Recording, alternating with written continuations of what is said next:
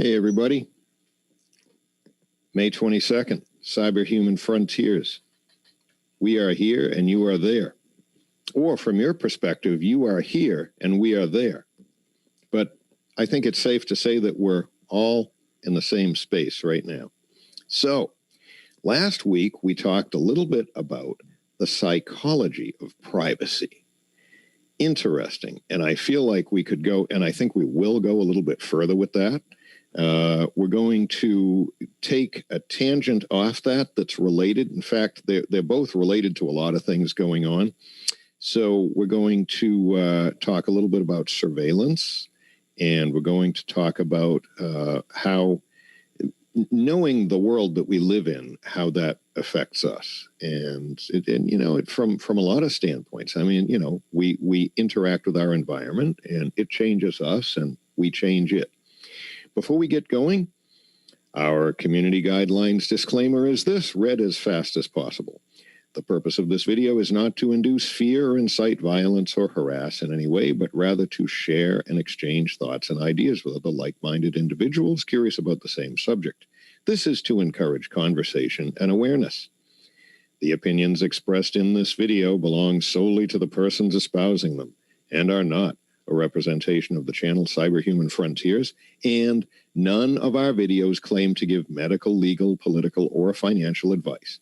And this content is created entirely for your entertainment. From time to time, the video and our channel in general may contain certain copyrighted works not specifically authorized to be used by the copyright holder, but which we believe in good faith are protected by federal law and the fair use doctrine for one or more of the reasons noted in the Copyright Act of 1976. We will be featuring presentations, content, and articles by other people, other creators tonight, and you will always find those in our show notes at the end of the show. That out of the way, TMC, how you doing tonight? Andy, I'm doing great. Thanks for asking. How are you? I'm okay. It's been, you and me have been on an odyssey last week, I can tell you that. Yeah, it's been a crazy journey. Boy.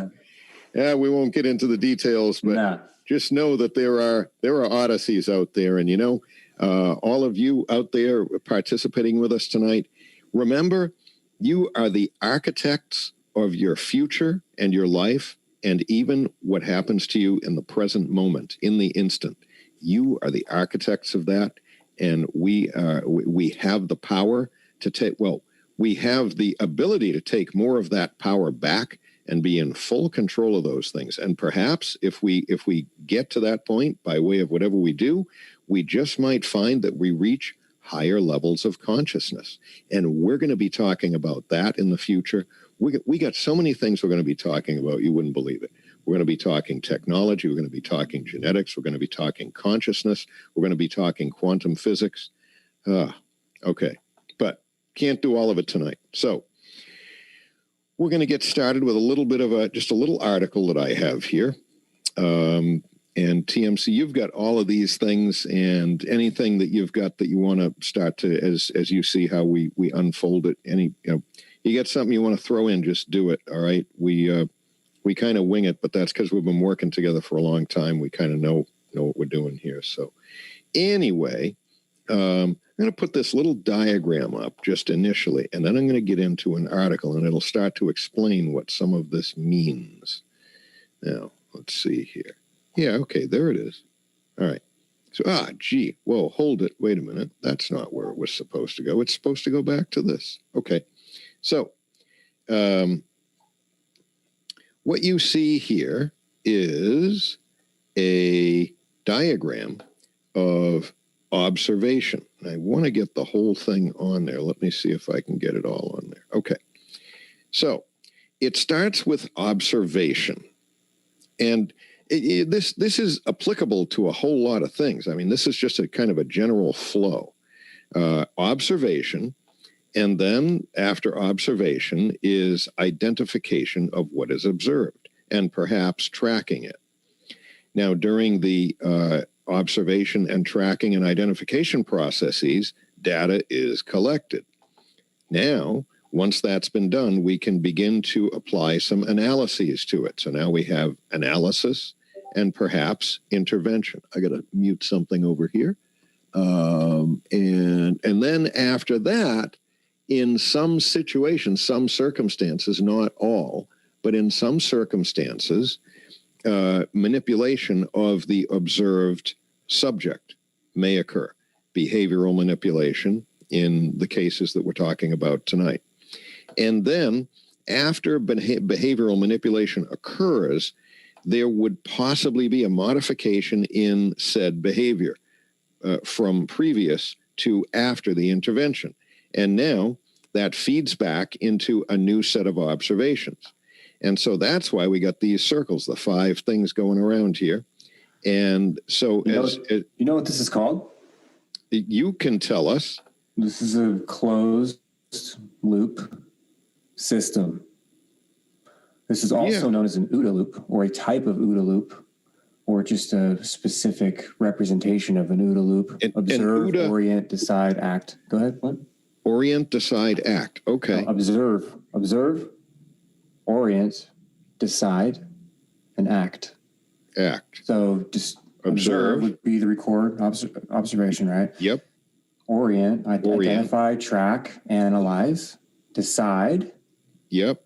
And then act. Act. That's the manipulation. Yeah. And then go through again. Right.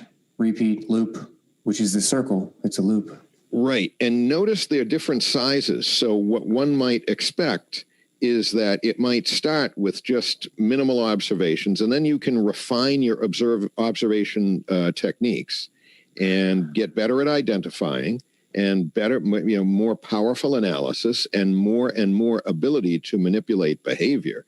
And so it gets bigger and bigger and better and better. It just keeps getting better. Or it's the other way around. You have a very broad, sweeping characteristics that you're looking for, and of those identified, then you drill down a little further and a little bit more specific. And next thing you know, you've got very specific spider webs built in if you were to graph that, it would just look like an organizational chart, if you know what that looks like.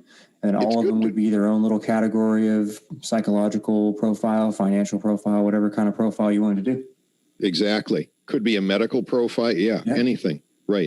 Big data analytics. So here's how this applies to real life and technology and why this is important. And I'm glad you opened with this, because this is critical. When we start looking at AI, machine learning, big data, and algorithms and automation in general, Keep talking about it. I'm going to try to make the diagram better. I'm going to take it down, put it up. Keep going. That's fine. So I'm with you. When you look at how all of those things are being thrust into our world at breakneck speed now, they're coming online in the public space now.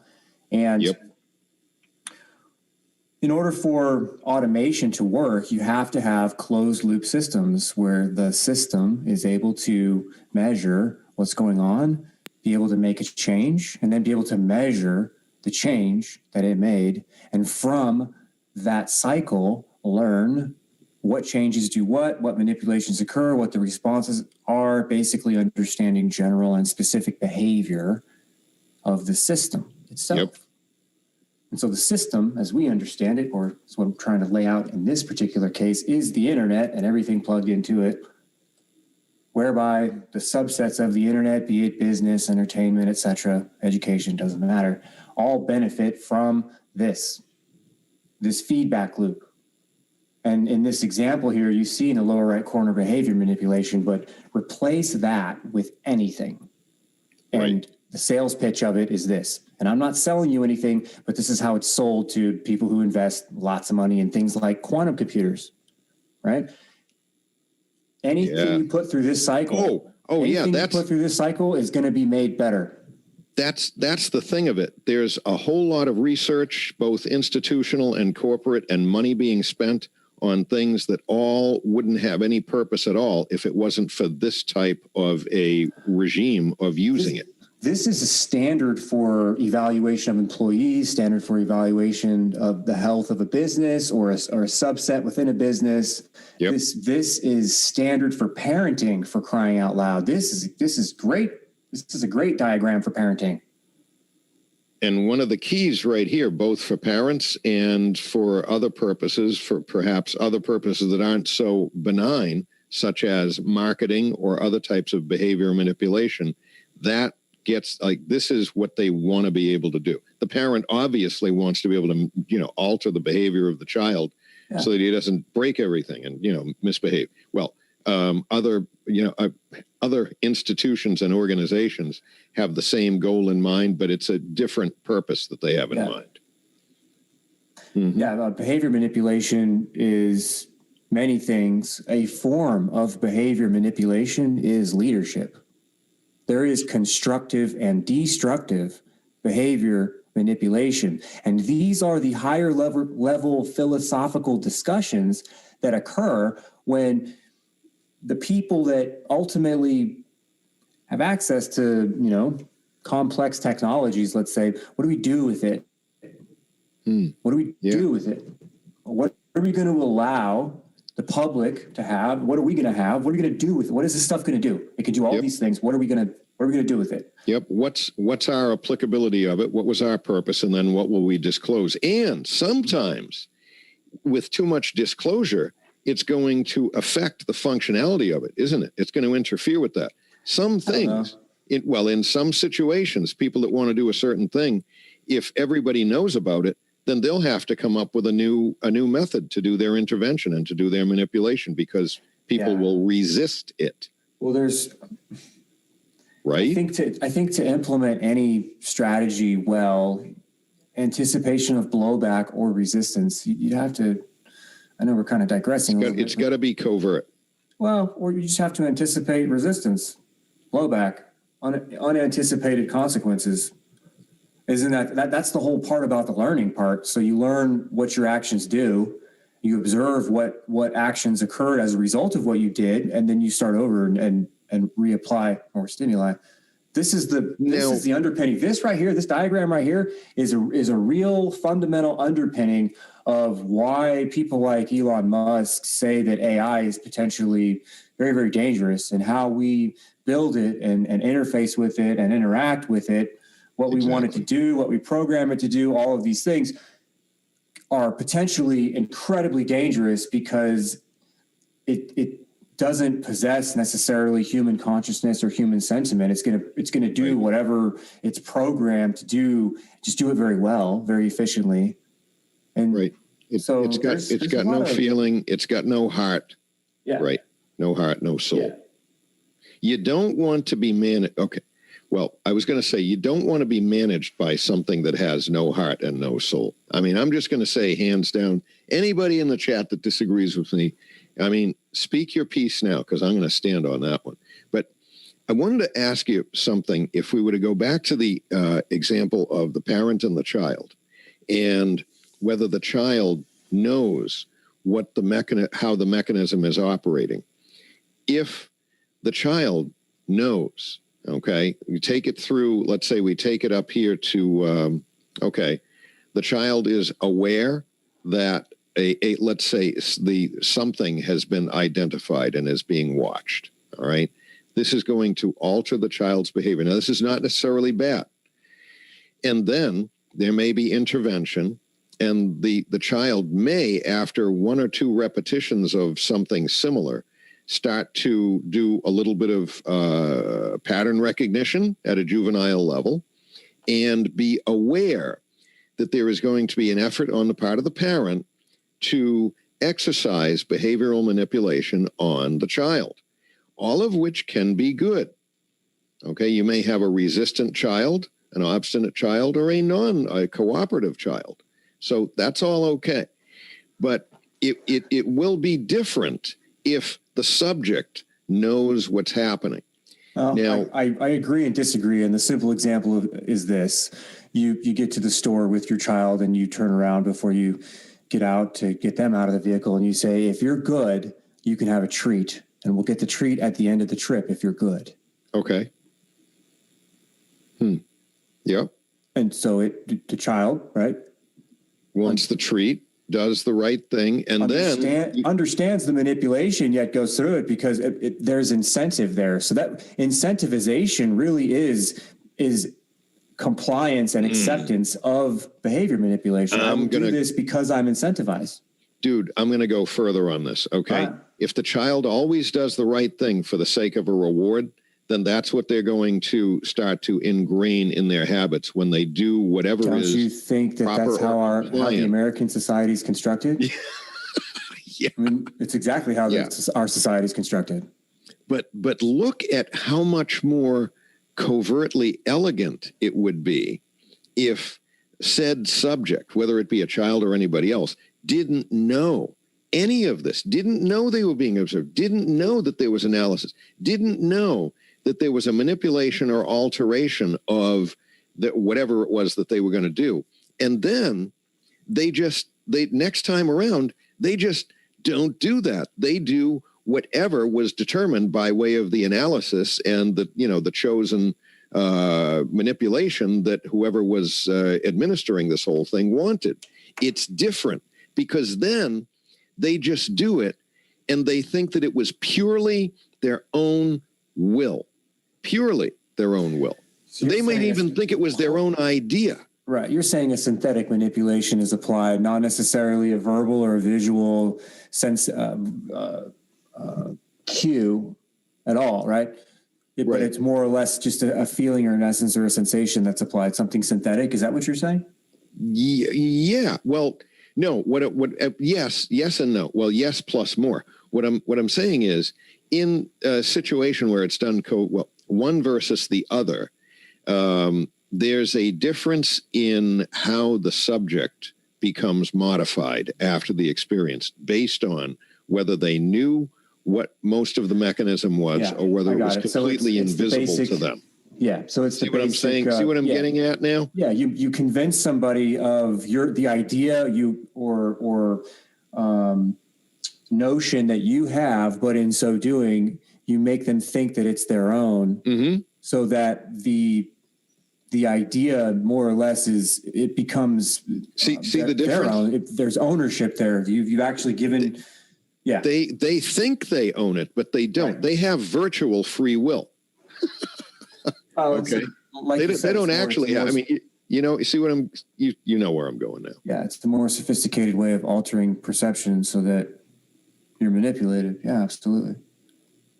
But the real unseen piece, I think, that people can resonate with in general at this point is these subtle manipulations that occur through search engine optimization, targeted advertising, very specific feeds, social feeds. What good example you get, all that stuff. What if the influence? What if the manipulation is so subtle that you don't pick up on it? You don't notice it.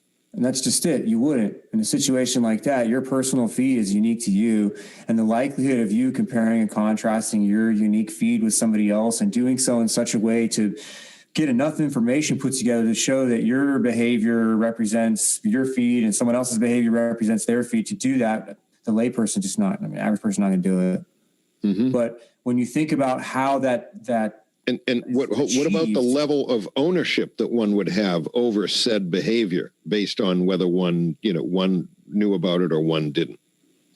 Knew about the manipulation. Almost there. And you're absolutely right. The amount of information that's collected to build a targeted feed, to build a unique profile so that you get the sales call at the right time of the day, or you get the advertisement pop up for food when you're hungry typically, or when you're getting ready, maybe you get makeup and shampoo, all that stuff, right? Yep.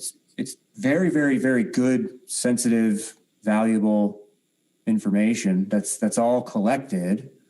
That's all valuable. It all means something. So if we go back to the example of the kid, the juvenile, the adolescent, or the toddler, or whatever it is in the family, well, kids are smart.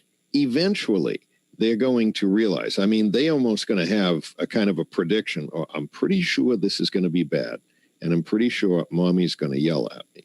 So that's different. Eventually, they start to recognize this method. All right. And then they're going to have a choice. They're going to have a choice, which is the important word, choice, that if based on whether they love their parents, goodness sakes, hopefully the parents and the kids love each other and they care about it, and they want to please, they want to help, all that good stuff, all those good feelings, then the child will know about this, and it will initially be something that they recognize that they did based on some sort of reward or enticement or coercion or threat of, we're going to not let you watch TV or whatever it might be. But then as they grow up, it does gradually become their own as the child grows into adulthood. And they might even see that it works well, that whatever the parent was trying to teach the child works well. So it's okay that it came from the outside, and it's okay if they recognize that they were in fact manipulated. And it's even better than a lot of the things that they might have done themselves, because they probably tried some and they didn't work as well as what the adult knew would be better. So in the situation of a family structure, the transparency of this mechanism is not, ultimately doesn't hurt the result at all. Okay. In terms of how the subject feels, in terms of how the subject ends up. In a nuclear family structure, this dynamic is overt. Like, it is outwardly, it is outward. Like, you're open negotiations before martial law is, and I'm being totally freaking, I'm joking about you know what I'm saying? But I'm just trying to be colorful with words, right? So this goes on. This is how, it quickly becomes overt. Yeah, right? This is normal human interaction. I mean, this happens at work. This happens at work. This happens in relationships with other people. It happens with your family. This is normal behavior. And what I think we're really getting at here is, how does this apply to your privacy? And work example. Put it into the work example. Okay, so we come along. Okay. You've been evaluated, all right? We've been tracked, we've analyzed your performance, and we get to this behavioral manipulation, and you know about it because it's all very transparent. And then you're going to want to go along with that, because that's going to mean that you get some sort of a raise in pay, or you just get to keep your job, whatever it might be. It's incentivization. It's fine, because you want the job or you want the raise, that's fine. All right. Good thing you negotiated with little Johnny about staying up an extra 15 minutes if he would just brush his teeth and not fuss. Good thing you incentivized him. Now he can chase that promotion. Yep. So I guess what I'm getting at is it actually is good for this to be transparent to the subject. All right. I'll just name it whoever it is, the subject and the administrator or the administrator. All right.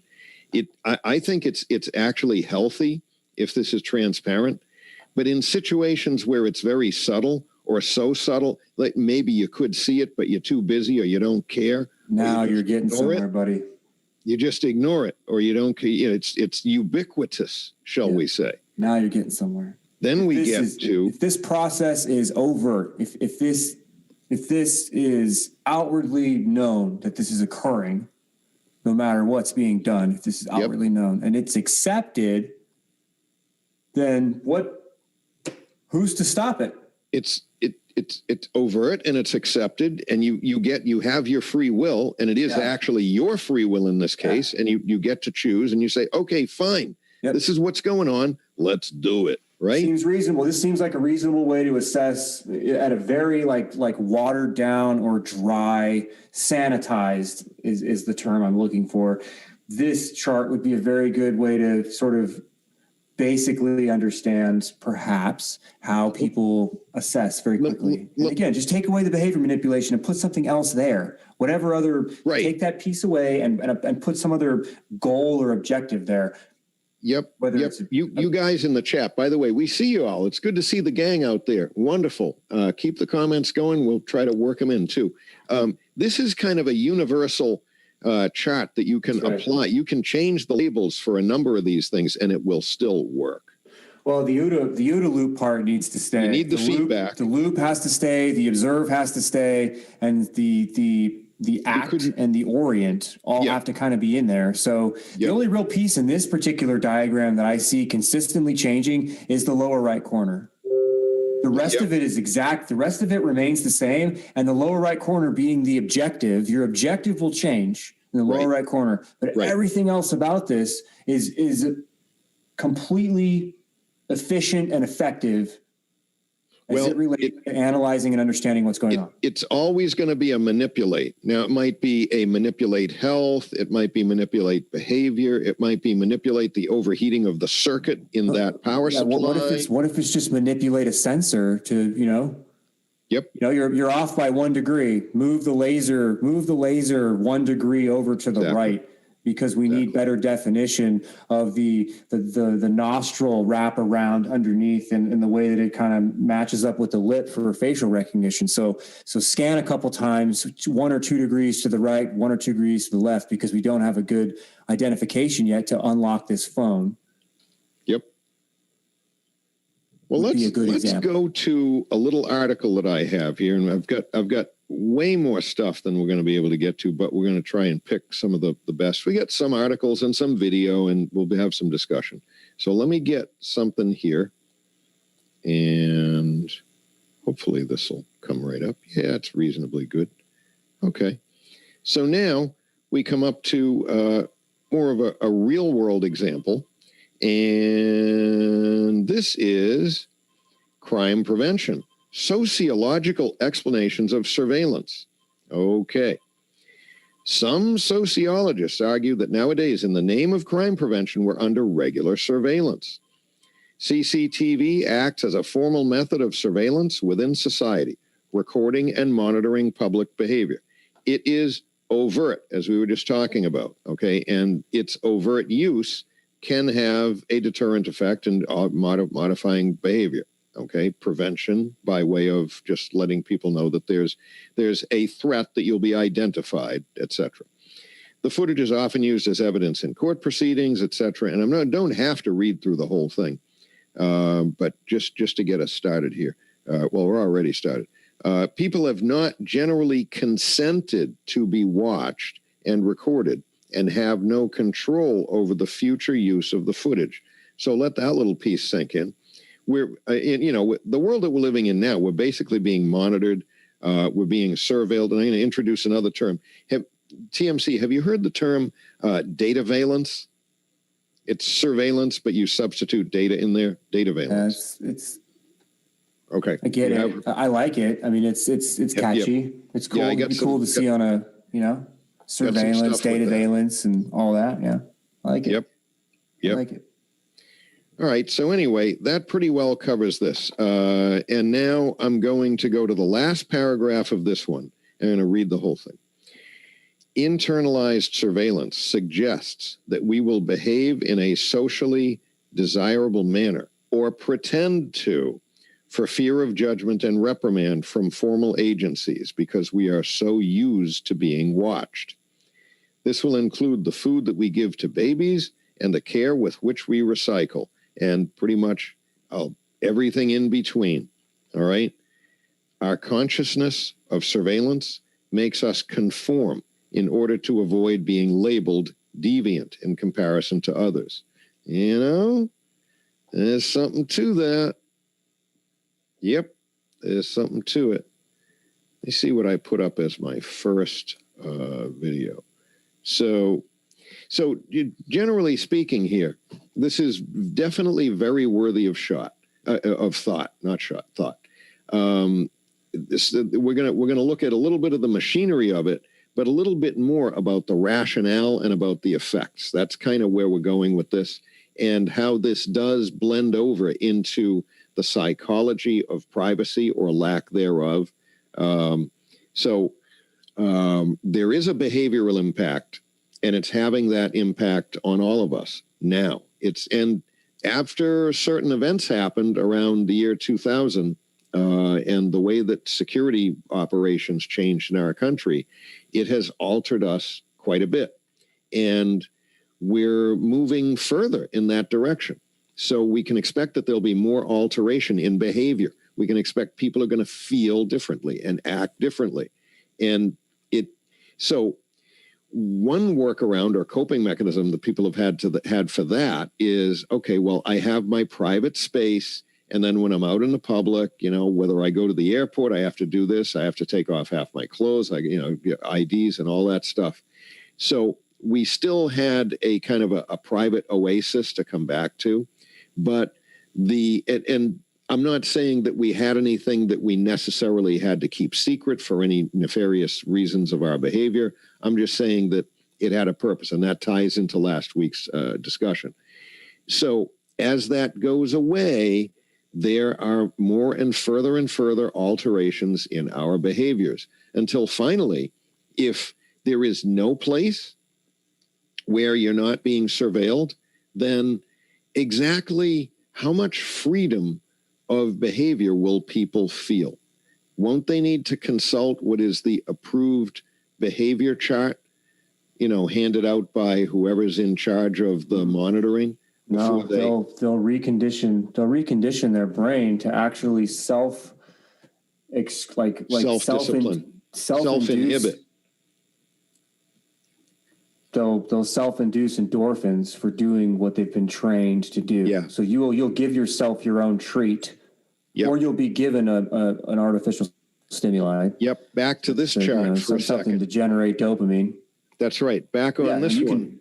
You can pat like a proverbial pat yourself on the back. If you then it's virtue signaling. People already do it. They already do it with their virtue signaling on Twitter, or their virtue signaling with whatever they're doing in their supposed real life, right? They do. Yeah. They self-do it. That's right. And nobody really gives a shit. And all it really is exercise in like getting your body to excrete dopamine on demand because you say so.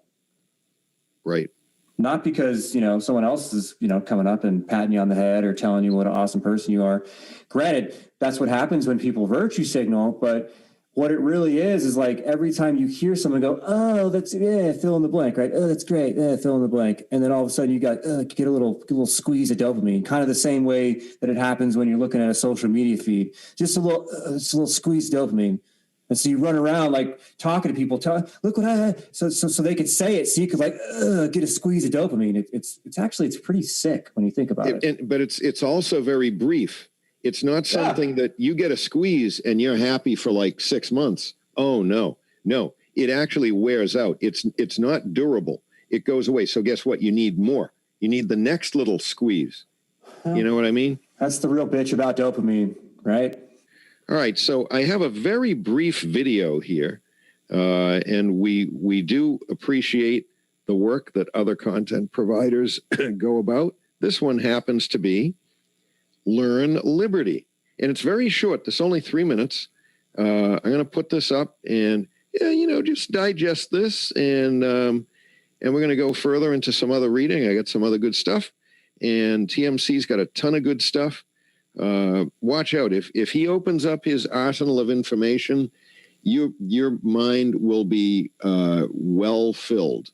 And anytime you want to check it all out, just go to humaninternet.org, and he's got some fantastic stuff there. Anyway, quick little video here. Check it out. And then finally, a threat that I don't think we've really come to grips with yet, of a new kind of totalitarian state that makes the ideas of George Orwell seem modest and humble.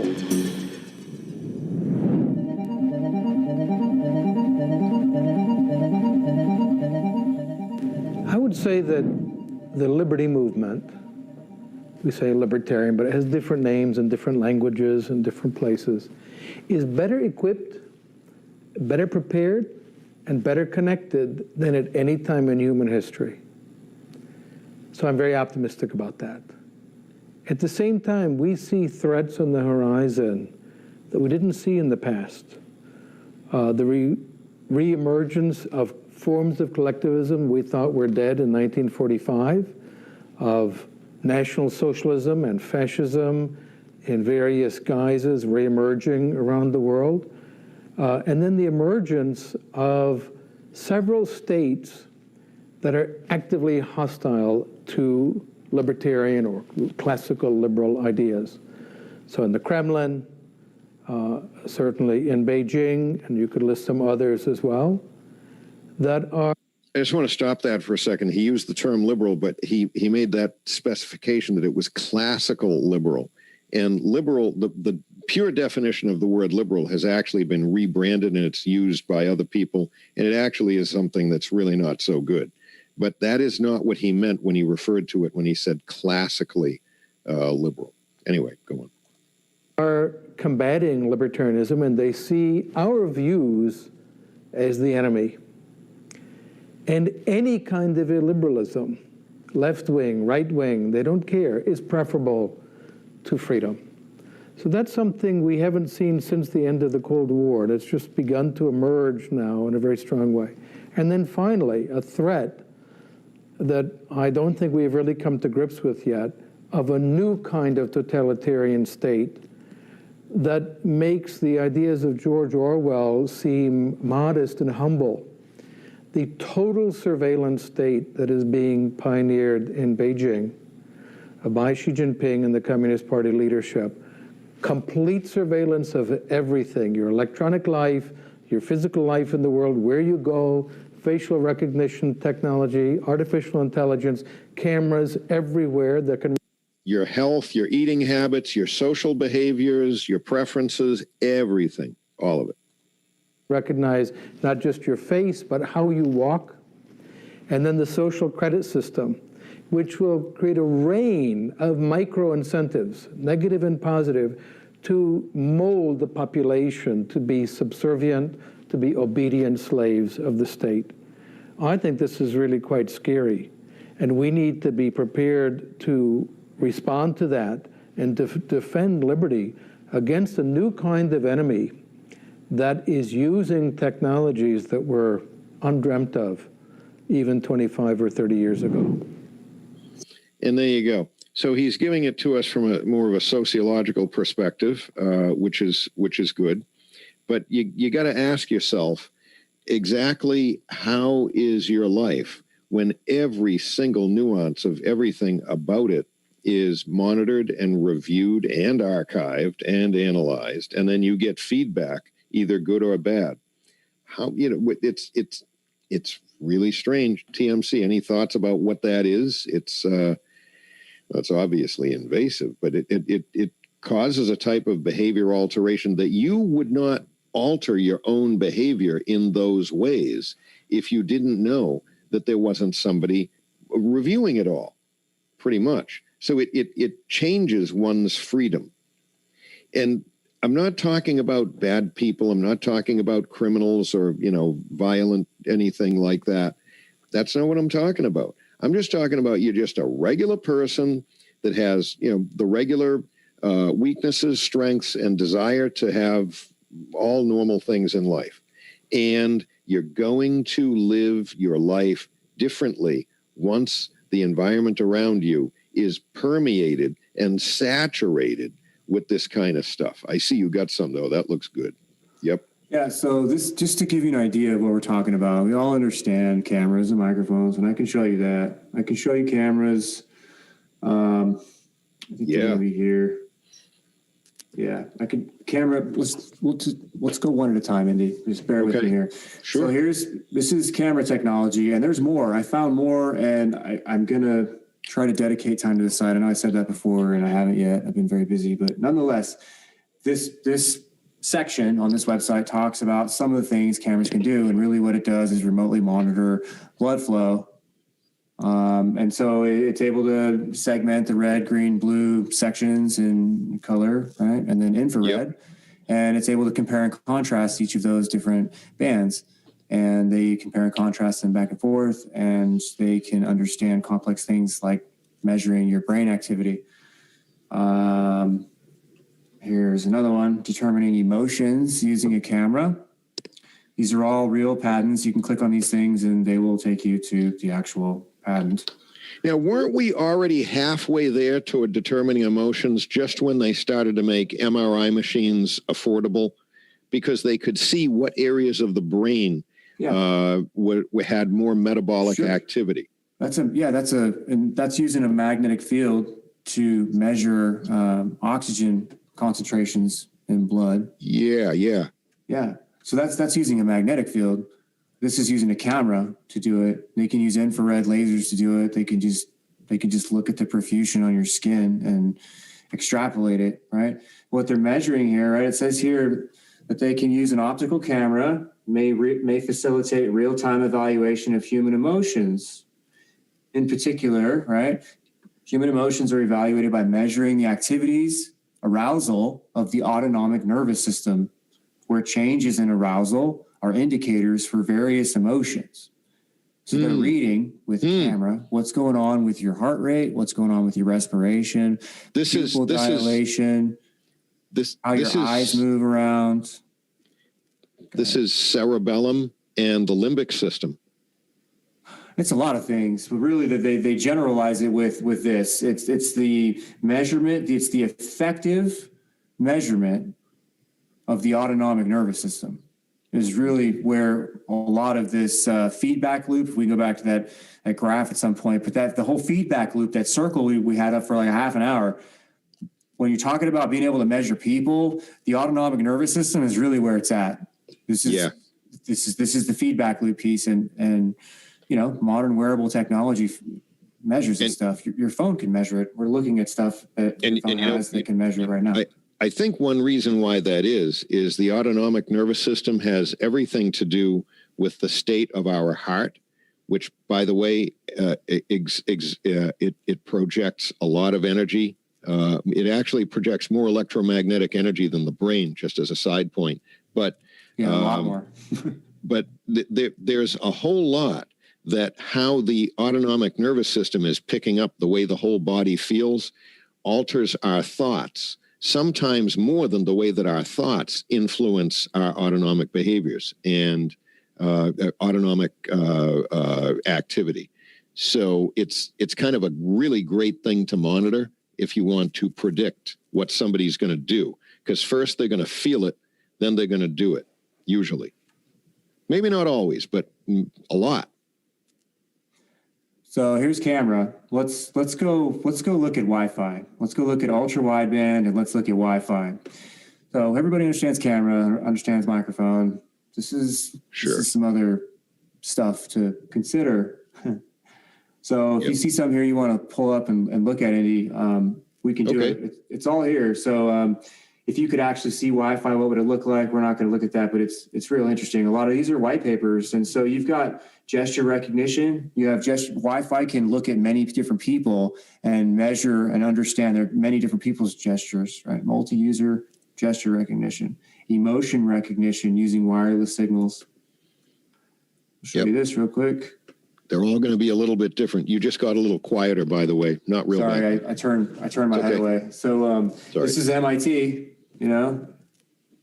which we can watch this video, but I think we have before. But there's a video up that describes this emotional EQ. Emotion EQ is right up here. EQ radio. This is from MIT. You want to watch this real quick? Yeah, it doesn't look like it's long. No, not at all. I'd run that.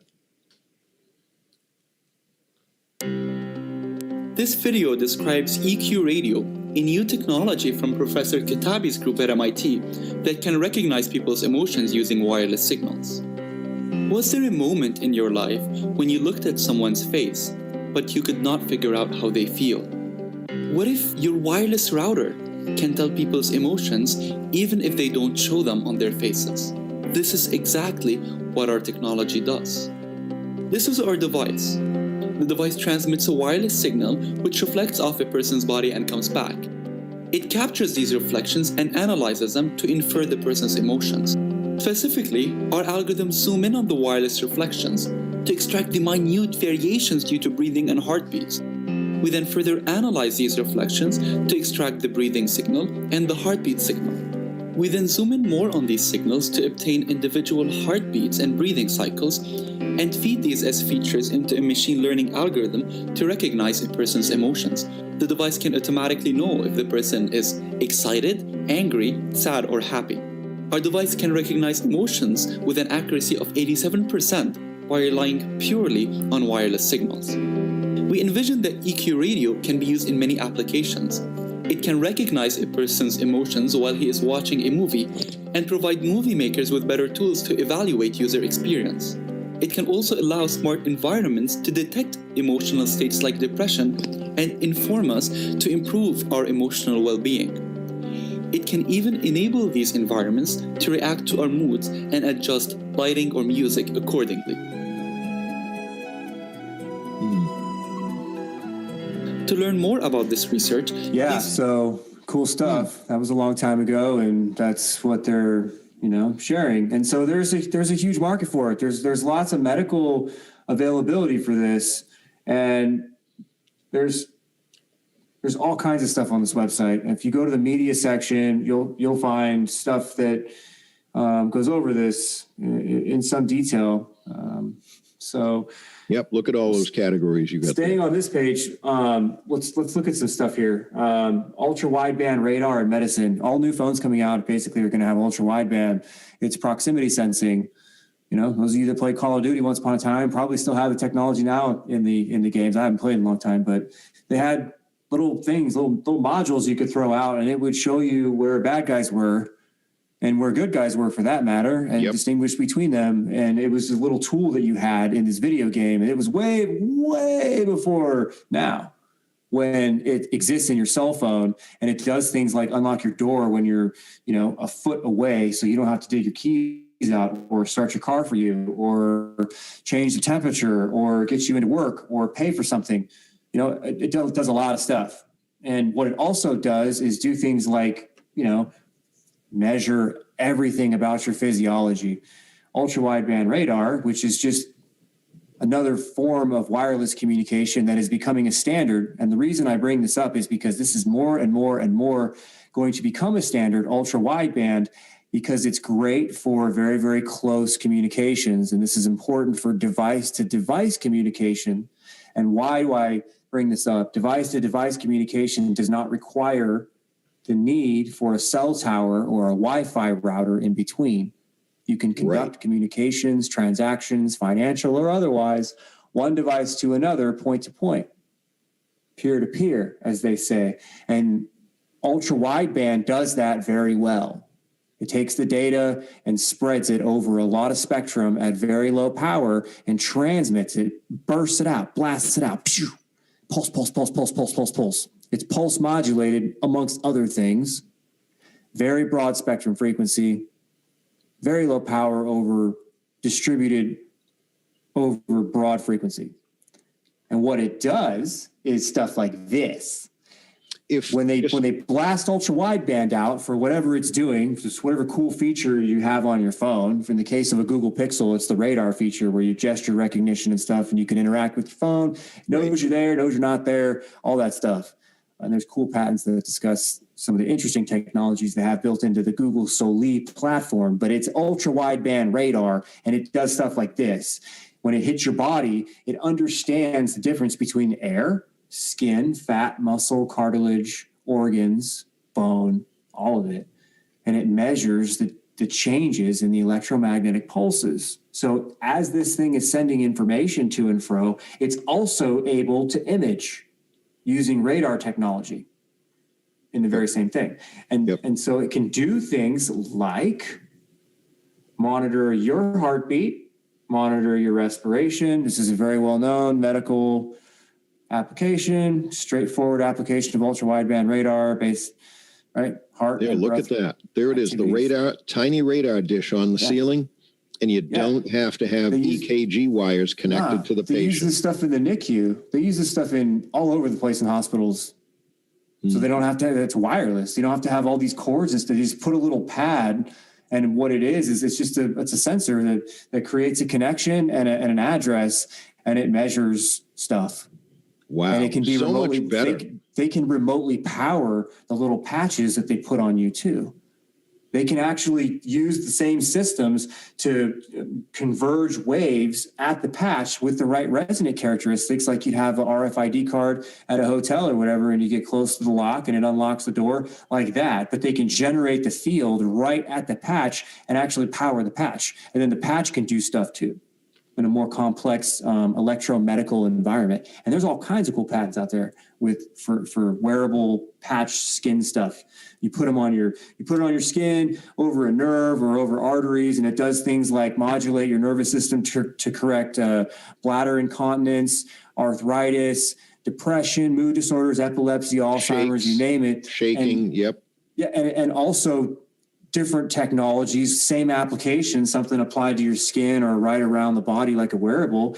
Using electromagnetics would be something like that cleans out your blood. So as blood's passing through your veins, your arteries, going through this electromagnetic field, something that you perhaps wear around your wrist, it's actually cleaning out your blood, or it's changing the red blood cells in the blood so that they're capable of carrying more oxygen or whatever. They could do all kinds of crazy stuff with this.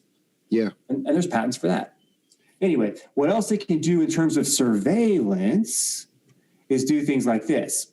So when you got your cool new Google Pixel phone and you just found out, that 3 months ago you got pregnant, well, guess what? Google knows before you do. Google also knows the health of your baby likely better than your own doctor, because it can do things like image you, all of your organ systems, your baby, the baby's organ systems, understand placenta, heartbeat, the variations between mom's heartbeat and baby's heartbeat, orientation, all of it. They can measure and monitor the health of mother and baby remotely from something like a cell phone that you likely put in your bra, which is going to give you breast cancer if you're not careful. The elegance of the whole thing is that it's wireless. This website here. Yeah. So back to surveillance. Let's go to, I talked about Google Soli, right? So, but there's one big difference. TMC, there's one big difference. All right. I mean, 30 years ago, longer, 40. Yeah. 35 years ago, I worked in service and support for medical electronics, and everything had wires, and the wires would usually be the things that broke. But there's a difference between something that's wired, because you don't have to broadcast anything. So there's no energy being shot at the patient. Yeah. It for example, wired EKG, 4-lead EKG, a simple one. It's just picking up electrical signals. It's not putting anything at all into the body.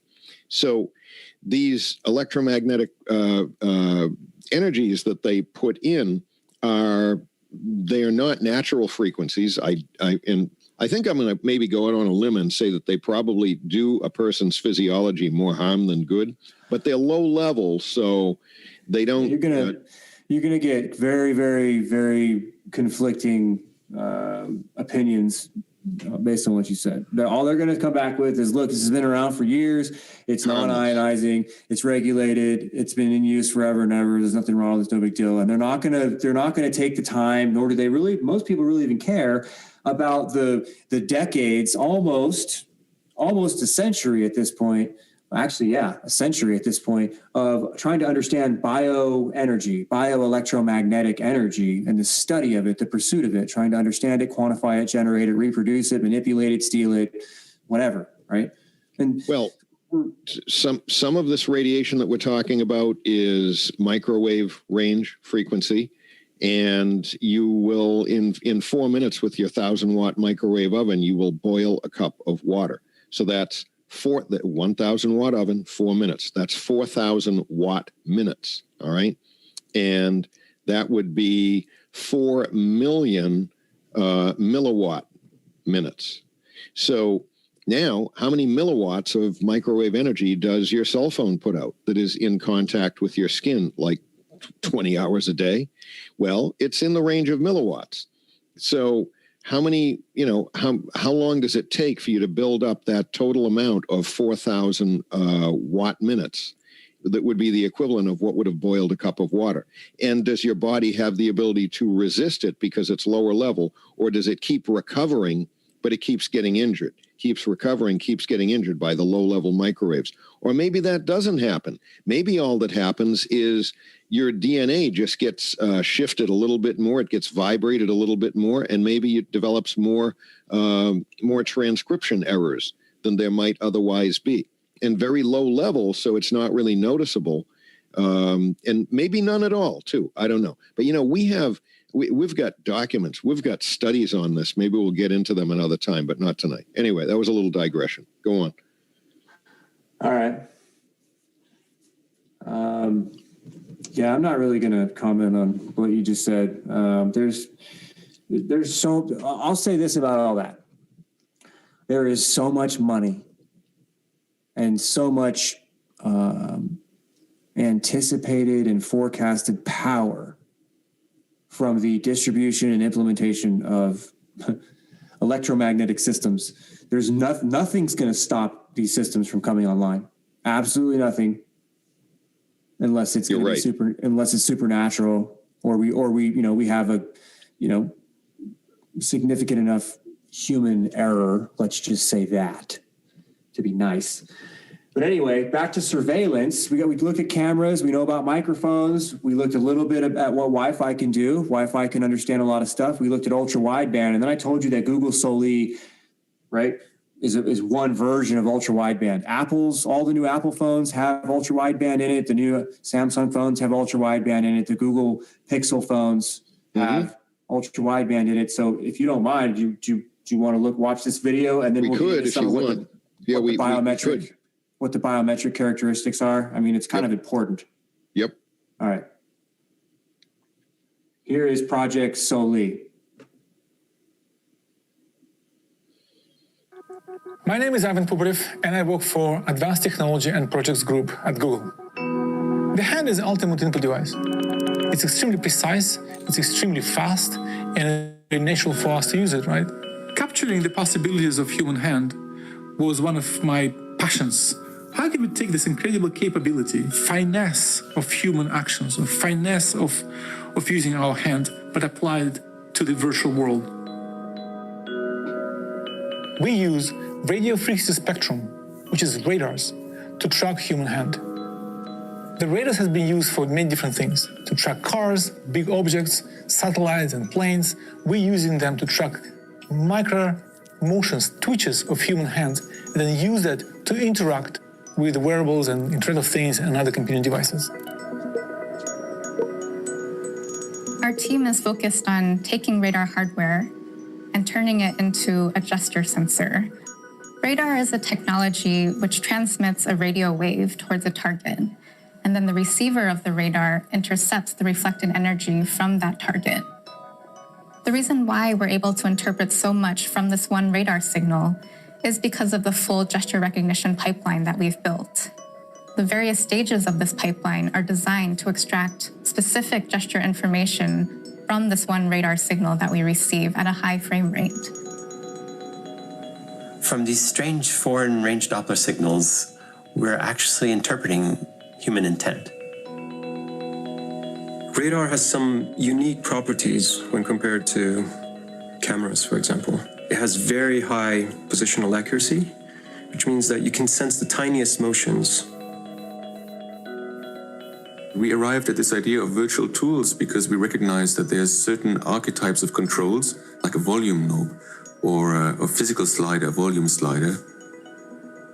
Imagine a button between your thumb and your index finger, and the button's not there, but pressing this is a very clear action, and there's a natural physical haptic feedback that occurs as you perform that action. The hand can both embody that virtual tool, and it can also be acting on that virtual tool at the same time. So if we can recognize that action, we have an interesting direction for interacting with technology. So when we started this project, me and my team, we looked at the project idea and we thought, are we going to make it or not? We don't know, but we have to do it. Because unless you do it, you don't know. And what I think I'm most proud of about our project is we have pushed the processing power of the electronics itself further out to do the sensing part for us. The radar has properties which no other technology has. It can work through materials, can embed it into the objects. It allows to track really precise motions. And what is most exciting about it is that you can shrink the entire radar and put it in a tiny chip. That's what makes this approach so promising. It's extremely reliable. There's nothing to break. There's no moving parts. There's no lenses. There's nothing. It's just a piece of sand on your board. Now we're at a point where we have the hardware where we can sense these interactions and we can put them to work. We can explore how well they work and how well they might work in products.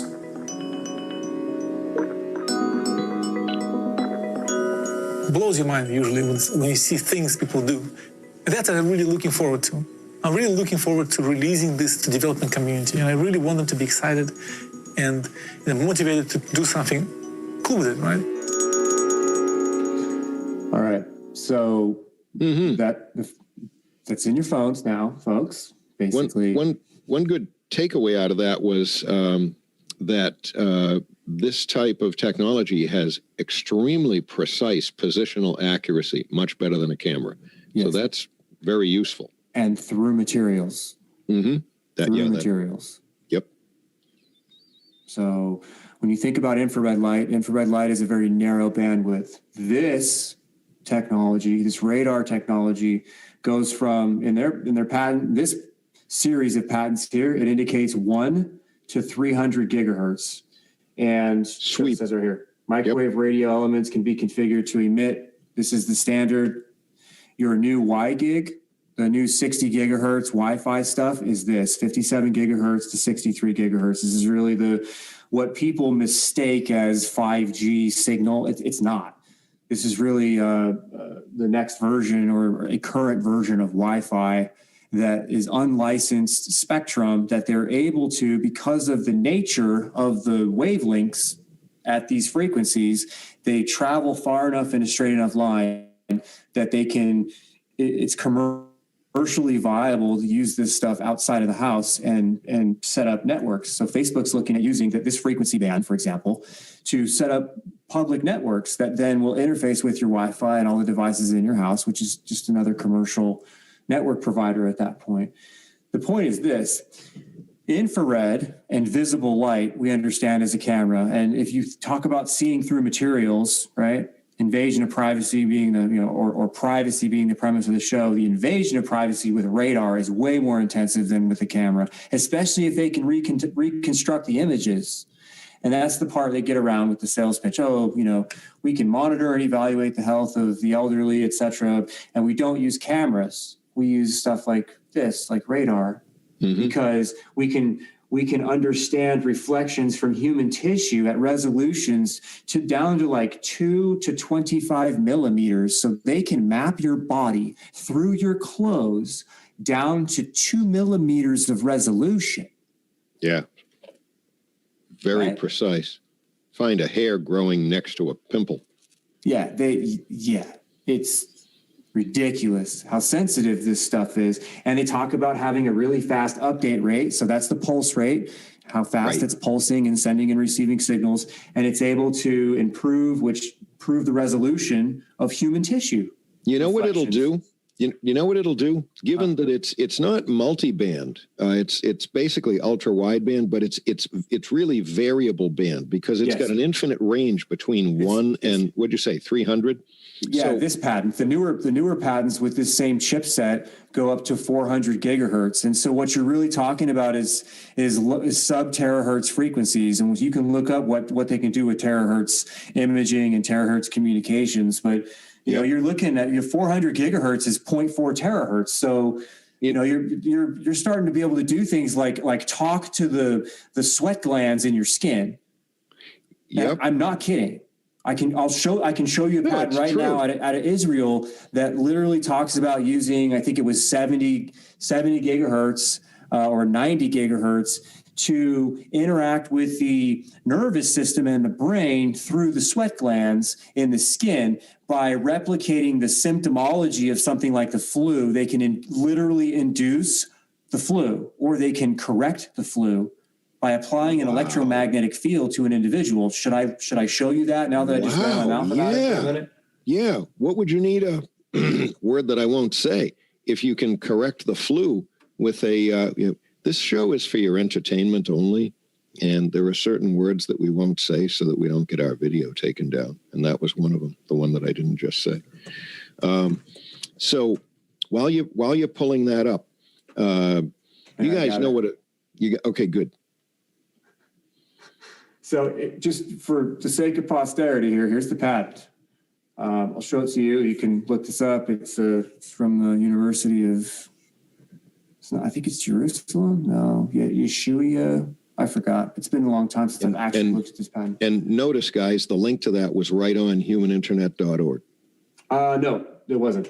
It will be. Yeah, at some point. This came out of show notes, and this came out of my drive. But it's some research development company at the Hebrew University of Jerusalem, and what it is it's a determination of physiological conditions and the emotional state of a living organism using the extremely high frequency band. So what it does, it says it uses electromagnetic waves emanated from the skin in an extremely high frequency band. They can obtain these sensed waves, right, and establish, understand biometric signatures, right, that provide information about your condition, the condition of the organism, healthy, not healthy, hydrated, not hydrated, right, alert, not alert, all that kind of stuff. And it talks about in here being able to, says here, the sensed electromagnetic waves are indicative of bioelectric activity of neurally connected and electromagnetically interacting structures distributed in a skin portion. In the skin of the organism. So I spent some time once upon a time before I got better at looking at patents, and I broke this thing down. I chopped it up and put it into some kind of a sense where it made sense that allows good discussion. So really what they're talking about here is 30 gigahertz to 1 terahertz. Okay. And we were just looking at Google Soli. 1 to 300. It's in the range. Very much so.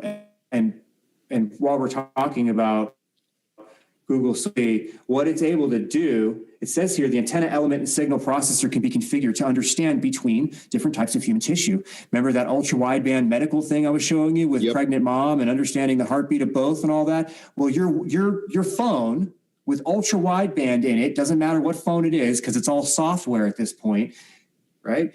They can understand the difference between your skin, your muscle, particular types of muscle, the difference between a heart muscle and skeletal muscle, right? Different variations in those things, bone, blood, cartilage.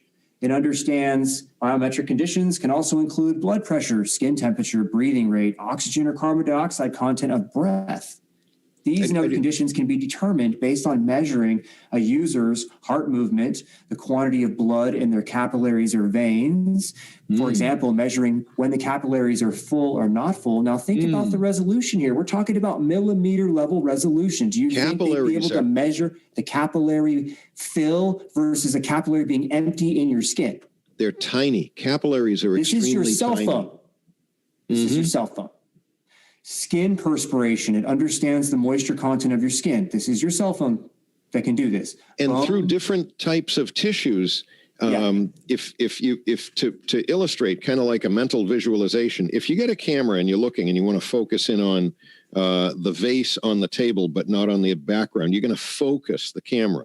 And most cameras now have autofocus, but old school cameras, you would manually focus in. So what happens with this is as it is getting a read back from whatever tissue it is, it's got a template of what it's looking for. This is all in the device. There's a template of what it's looking for. And what it will do is it will sweep the frequency slightly up or slightly down until, in electromagnetic terms, it does the equivalent of you turning the focus dial on your zoom lens. It'll go up a little, down a little until it gets a good reading that matches the general template and based on the tissue type that it's trying to target. So all it's got to do is sample. So they've had patents, the University of California school system, if you will, in partnership with the military. I forget if it's the Navy or the Air Force. I'm pretty sure it's the Navy. They've had electromagnetic monitoring systems that do whole body imaging over the course of 6 hours. So you're bedridden, you're sleeping in a Wi-Fi field for nowadays, but this was developed during a time when you're sick or you're infirmed, you're in a hospital bed, and they're able to put you in an electromagnetic field and you're bedridden, you're not moving at all. They can image all of the different layers in your body. And what they're looking at is the dielectric and permeability characteristics of your body, which means electromagnetic energy transfers or moves differently through skin than it does through bone, than it does through heart muscle or fat or anything else. Or through a liquid-filled blood vessel. Anything. They all have unique characteristics. And if you expose the organism or the subject long enough and you take readings long enough, you will understand what the anatomy is, and then what at what and the point condition of the anatomy. Correct. The physiology. Correct. Mm-hmm. That's right. And so we're at the point now where this technology has been miniaturized and mobilized and deployed and is in something like your phone. You know, that can understand your breathing rate. I'm out there looking at the chat, and I mean, one of the people out there said, this makes me want to ditch my phone and my tablet. Well, I mean, it's hard to do that, because we've become so used to the convenience and the accessibility of everything that we want on those devices. It's not going to matter. No, wouldn't it be wonderful if there was a hardwired method to do most everything? And then if those portable devices that we have did not have this type of, ubiquitous imaging capability in them. So what would that mean to you as the user? It would mean that instead of it recognizing your face by scanning you with lasers, you would have to type in a code. Maybe it'd be, a pattern that you'd type or whatever. It wouldn't be that bad for the end user to be able to have just virtually the same usability, but with less of the ubiquitous invasion of your, your imagery, your anatomy, and all that other stuff. But when they develop this stuff, of course, there's always the public relations piece that goes along with it, that is always with the spin of this is for medical purposes, for helping, invalid people and all that. But if that's all it was, then why is this technology full head-on in being implemented into just about every portable wireless device that we have? It's for our entertainment and our convenience. You don't need it for your entertainment. You don't need it for your entertainment. Well, this show is for your entertainment, but you don't need that for you. You're not 30 and under, buddy. Okay, that's true. That's very true. Yeah. I mean, you say that to like a 27-year-old, and they'd look at you like you just blasphemed the Mother Mary or something. You're right. You're right. Yep. They can't imagine a world not connected with not only the conveniences that there are today, but they're reading ahead. They're reading Wired magazines. They're saying, "Oh, what's coming? I want it now." They can't wait to get the latest next innovation or further empowerment of the device. I get it. I understand. I think we've kind of, as far as we're going to go with respect to this idea of radar. We went pretty good on that. Yeah. I want to go back to this other patent, the one that was talking about understanding the emotional state of a living organism and determining the physiological condition. There's a couple pieces in this patent. This is from back in 2006, mind you. A couple pieces in this patent that are kind of important, particularly the wavelengths they're talking about, 30 gigahertz to 1 terahertz. So it's scalable. They can do different things based on the frequency. And what it really talks about here is by manipulating or understanding the amplitude, frequency, and or phase modulation functions, which is the same way wireless communications occur, by the way. If you look up something like QAM, read the sentence above that. TMC, the sentence above that. Electromagnetic waves can be utilized for correcting the bioelectric activity of the organism by way of the sweat glands, which is what made you even think of this whole thing. Yeah, thank you, because I typically don't read that, and I should highlight this. It's all good. Piece.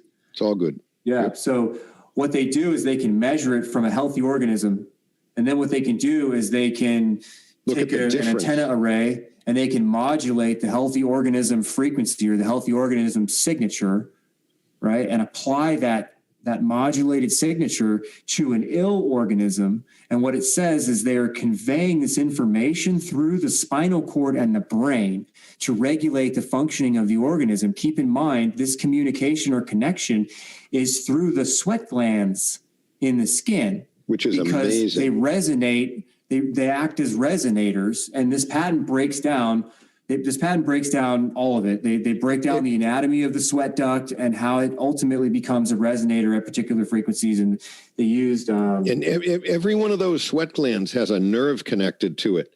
And we don't need to look at a diagram, but if you guys want to know what a sweat gland, if you don't know, you probably do, what a sweat gland looks like, it looks like this coiled up thing, okay, coiled up tube with a bulb at the bottom of it. And the bulb is filled with water, usually salty water. And the other end of the tube emanates at the surface of the skin. And when you sweat, what happens is the bulb contracts and the tube fills with liquid, and then the tube contracts and it shoots sweat out the opening on the skin. So it's a coil. It's actually a coil. And anything that's coiled up is going to have some resonant frequency, whatever it is, because that's, it's just the nature of things that are coiled up. Depending on how many turns there are in the coil, it'll have one frequency versus another one. So sweat glands are coils. Every one of them is like a mini antenna, receiving antenna. So here's something I just found that, like I said, I haven't looked at this in a little while. Additional patents that refer to electromagnetic therapy on biologic tissue. We'll look at the frequencies here and see if they're in range of what this Google Soli or what ultra wideband will offer. 180 gigahertz, that's 0.2 terahertz. 180 gigahertz or 20, it's the range of 25 gigahertz to 180. So all of this applies. Okay? Applying these fields or these frequencies, to biologically active points. This is a patent, microwave resonance. Here's another one. This is right in line with your Y-gig for all your Wi-Fi routers at incredibly low. These are almost down at the quantum state energy levels down here. Can I just mention something for a second?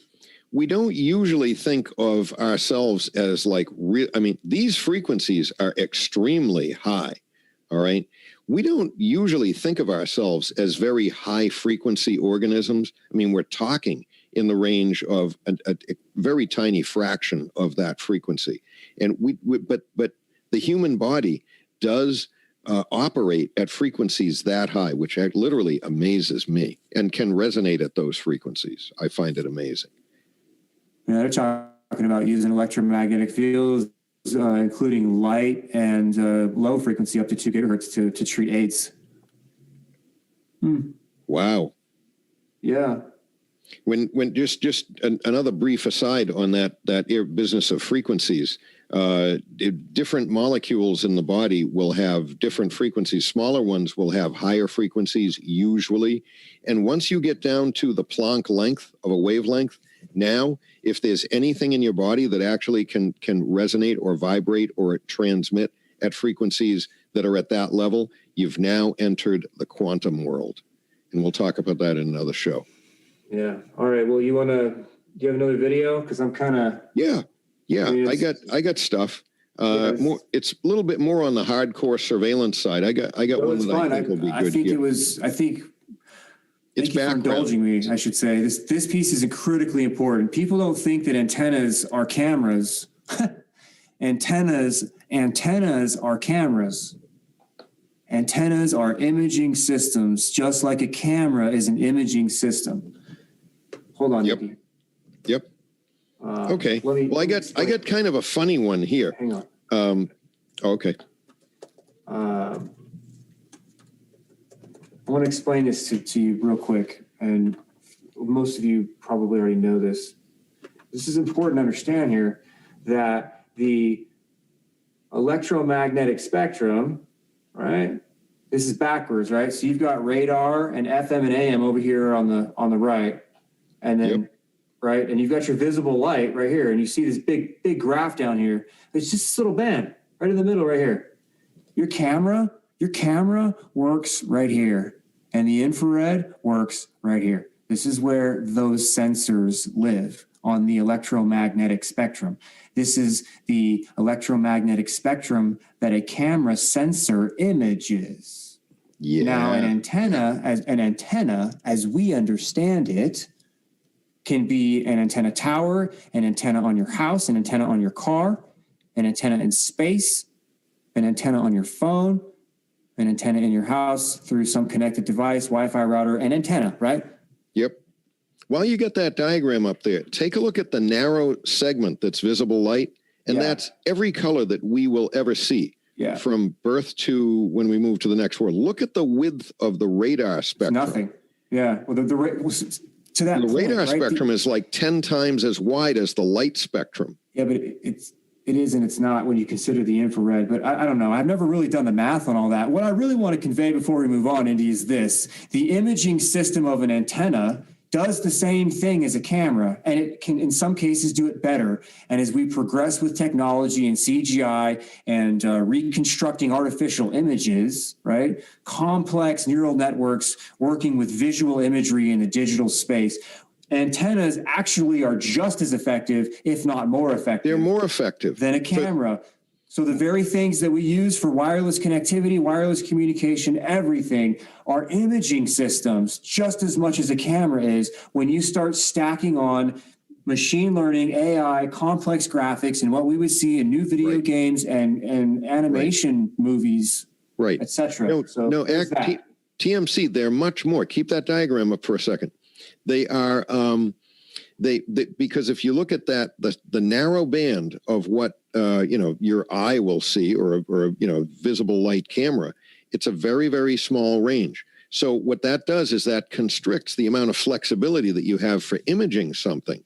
Whereas if you had a bigger frequency range, such as just the microwave range, which is one block adjacent to it through the infrared, or the pair of them, the infrared and the microwave band, you've got so many more frequencies. So how much of this does your phone have on it, Indy? It's got all the way from microwave up to light, and I don't know if they have anything that senses ultraviolet, but it wouldn't be hard to develop a CCD chip that could see in ultraviolet. Yeah, it wouldn't be hard at all. They do. So basically, low level UV down, all the way down at the bottom. That's right. So that's what your phone can image. That's right. So you're carrying around a phone that's got if you want to call it an eye, it's got an eye that is approximately, I'm going to just try to look at it, 20 times more powerful than your human eye in terms of the range that it can see, which is amazing. It's fantastic. Because the antennas can see in microwave, the CCD can see all the way from infrared up to low UV. All right, so it's really quite remarkable. Anyway, that's so I'll break this down for you real quick. The IR sensor, camera sensor, we all know what that is. That's your Face ID stuff. The microwave stuff, that's your cell phone antenna. That's your Wi-Fi. That's your Bluetooth. The FM, AM radio waves. You're talking about ANT, perhaps even some, we'll just call it ANT, Zigbee, and other peripheral background communication mechanisms. And then your long wave are really your near field communications and your proximity sensors, which exist as a capacitive electric field.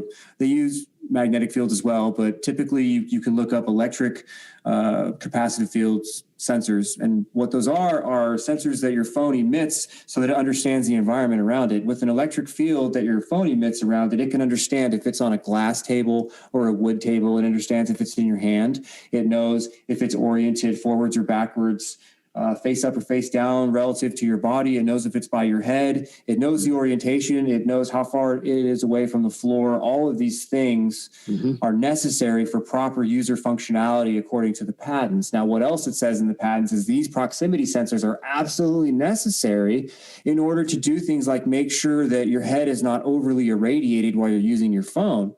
So that it knows when the phone is not near your body, and or it knows when the phone is near your body, what the orientation of the phone is, so that it can best select the antennas necessary to minimize the radiation exposure to your head. I said minimize, not keep it within what I just said minimize, because that's more or less. Why would they build that in unless there was some potential harmful effect of that? Yeah. Yes, that, and what it really does is give them the ability to scale the power in each of the antennas, and to scale the modulation in each of the antennas, and to scale the power and modulation in the proximity sensor itself. When you start looking at what electric fields, what they call fringe electric fields, what that does to the human organism, it's amazing. They can modulate a fringe field, an electric field at I think it's 2.4 hertz per second.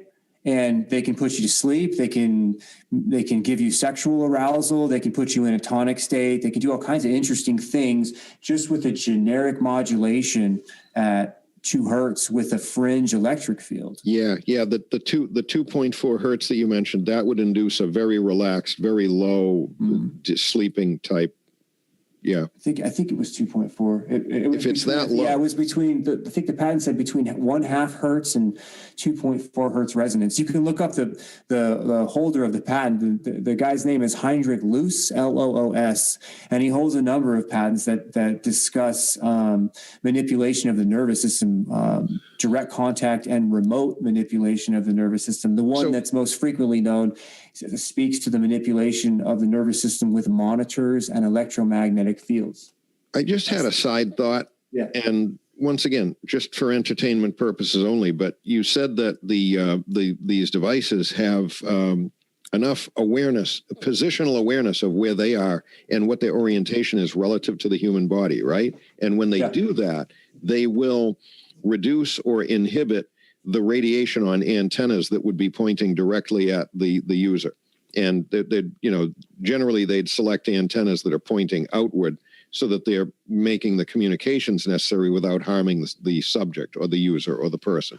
But just thinking for entertainment purposes only, electronics malfunctions every once in a while. All right. It does happen once in a while. So what if it turns on the wrong antennas, and those happen to be the ones that are pointing at the user rather than out away from the user toward the cell tower or toward the Wi-Fi router? Just one question for you. Oh no! What? What country was your cell phone made in? Oh, I was TMC. Beautiful. I was already thinking of that. Okay, if you got chips that are manufactured in some country that we don't necessarily trust, and they don't really care about us, but they want to sell stuff, and they can make it better, faster, cheaper.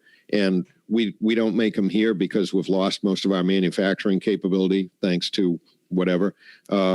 Then you've got chips in there that might have a backdoor in them that has some sort of a little software keyway that someone can go in and change the functionality of the chip without you knowing it, and might make it do what the end manufacturing deliverer of the whole device never might have intended, yet the chip might be capable of that because it might have been built that way. Well, I would look at it more simply. Just think of it like jailbreaking your phone.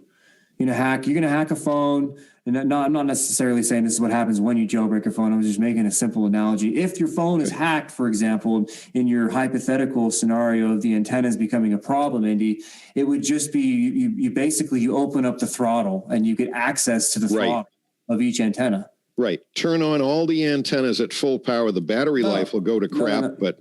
Yeah, but it wouldn't work that way. If you're gonna go through that kind of sophistication, what you would end up doing is opening up all the throttles on the antennas and then modulate the antennas in a specific way so as to create the interface you need, whether it be for communications or for other types of manipulation. But it's all done with the modulation of the antennas. So the greater accessibility you have to the antennas, if you have free reign over the power capabilities and the circuit switching and the software firmware stuff that's tied into the hardware architecture, right? This way. If these can I just say one? If these devices malfunction, or if they are hacked into by nefarious individuals or groups, they could be highly hazardous. When you download an app like Facebook on your phone, and you get updates from Facebook or Twitter or whatever, and you give them access to your device, right? You give them access to potentially your videos, your photos, your contacts, all this stuff, but they also have access to your antennas. That's how you get your updates and your notifications and all that stuff. They manage and monitor your network communications to have or give you a better experience, a more seamless service, right? But they have access to your antennas. Yep. Especially if they're running peripheral devices on your network. So this is the real beauty of what the connected home is all about. And it's through Facebook, Amazon, Google, Apple. It doesn't really matter. But the greater flexibility with these companies to have access over your connected devices and the antennas and the sensors like the cameras and the microphones and all that isn't necessarily exclusive to just a device. When these software packages come out that offer complete integration of your smart home, everything you have devices. Everything you have that's going to connect to your home device, your home network, will all go through a router or two or whatever, and then your phone connects or your computer connects. Well, now all of a sudden you have a main brain, like a highly advanced cell phone with narrow AI, advanced bionic chips in the Apple phones, right, that can perform 6 billion computations per second, are able to take control basically over the network management and over the antenna management of everything in your home. And there are patents for that. Being able to manage and monitor. And so what they do with that is use those wireless connections as radar fields, in addition to transmitting information back and forth, like, are your windows shut? What's the temperature? That kind of stuff. It's also generating radar fields to manage, monitor, map, and understand what's going on in the environment. Where's your pet? Where's your children? Where's you? Also, the mini AI that's on that phone is also doing most of the local management, but it also sends updates to the bigger AI somewhere else to give it, general reporting every so often. Well, this is the technotronic proverbial police state that's going in place. It's going in place through convenience, but really how it's being done is these virtual home assistants, narrow AI assistants that we understand as something like Siri or Cortana or Alexa or Google Home or whatever, right? Google. And off you go, connecting everything you can to it so that it all just kind of functions all by itself. And you're able to, you've got a virtual butler or a virtual assistant everywhere you go. And the more things you connect, the more things that your assistant can do, the less you have to, and great. But everything that it's doing at that point then has some measurement of your behavior and your activity. And that's the surveillance piece. Yep. It's the measurement of your behavior and your activity first and foremost. And guys, let your science fiction mind go and, just extrapolate, just project forward to, what could be. Just, look to how more enablement could happen, because that's exactly where it's going. And, one of our little cliches for this show, one of our mottos is science fiction comes true. And what do you got there?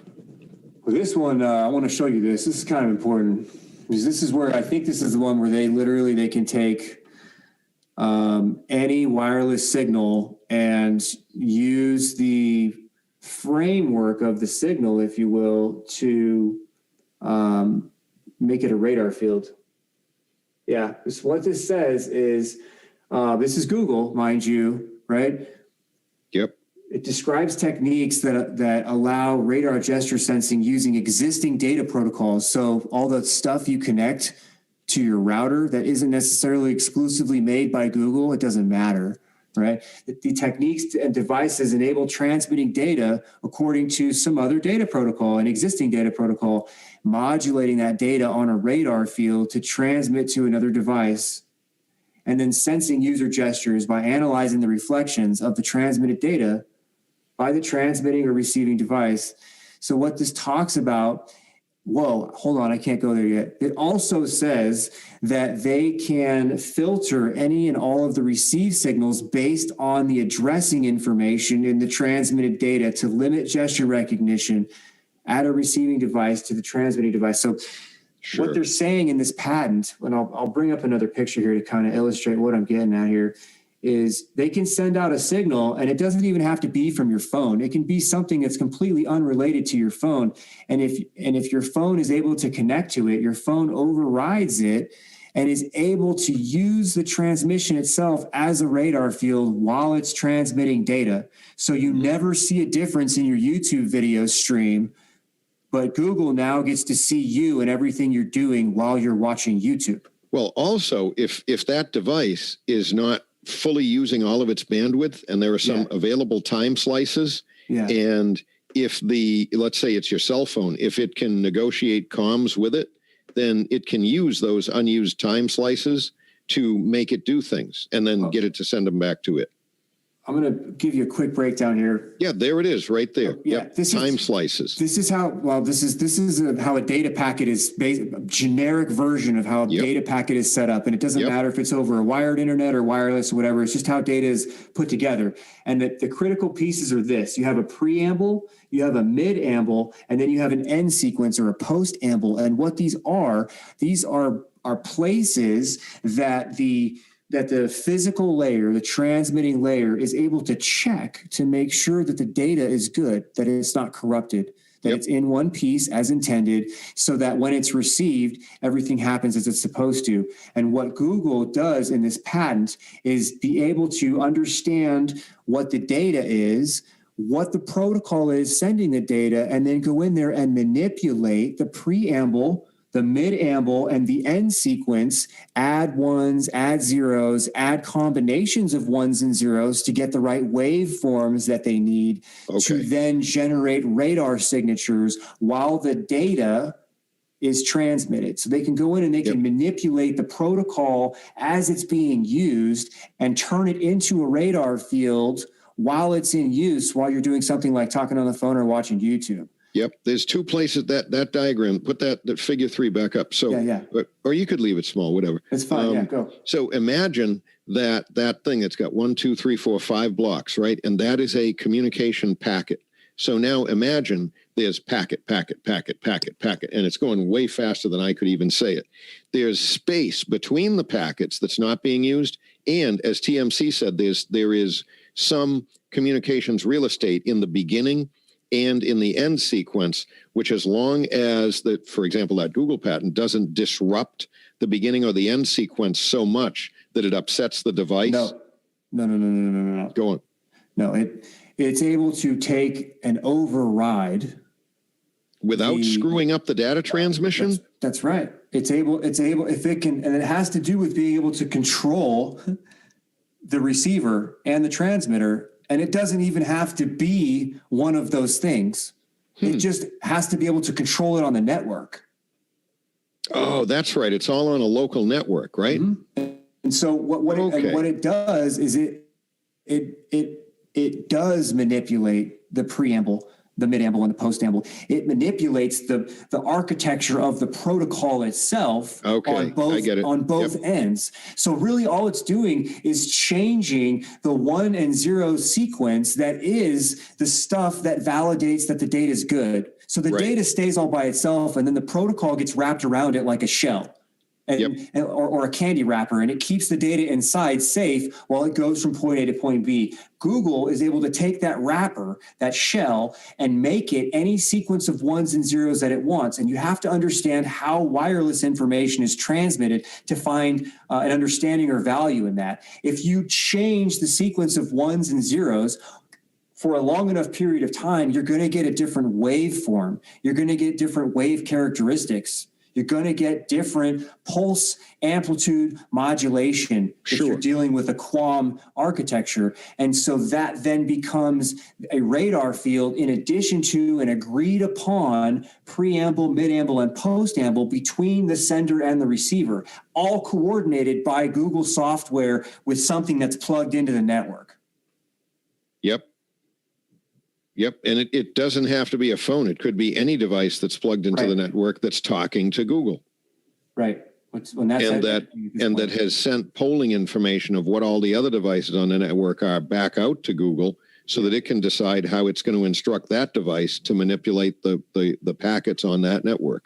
And here's when you start looking at multiple input, multiple output, MIMO antenna setups, so more than one antenna, you can start generating complex field, 3-dimensional fields. In this case, they're showing you a 3-dimensional cube that's a radar field, so it can measure and understand what the fingers are doing or what the guy's doing with his arms. That's what this is trying to convey. And modern devices basically all have this capability at this point. If you have more than one antenna, you can generate complex, a field like that, an imaging field, electromagnetic fields. Basic examples of some stuff they're talking about are going to have antennas and are connected now or in the near future. all this stuff we understand, tablets, cameras, computers, but some of the stuff a lot of people don't quite get yet are things like wirelessly connected refrigerators, whether you use it or not. If it's wireless, it has antennas. Microwaves, refrigerators, coffee pots, irons, washing machines, bedding, thermostats, all of it, man. Alarm systems, all of it. Yep, thermostats, occupancy sensors, Nest smoke alarms, all that stuff. Yep. Anyway, I'm going to drop share. Cool. All right, I got something.